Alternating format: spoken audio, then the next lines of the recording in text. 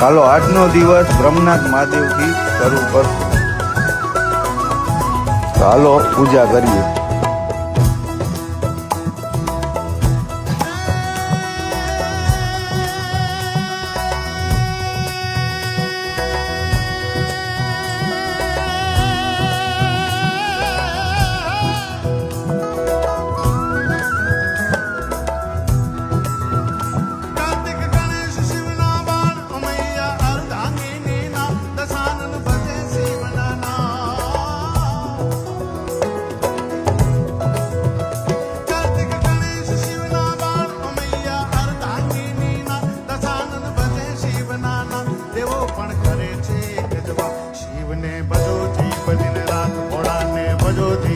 તો બધા બ્રહ્મનાથ મહાદેવના દર્શન કરી લ્યો.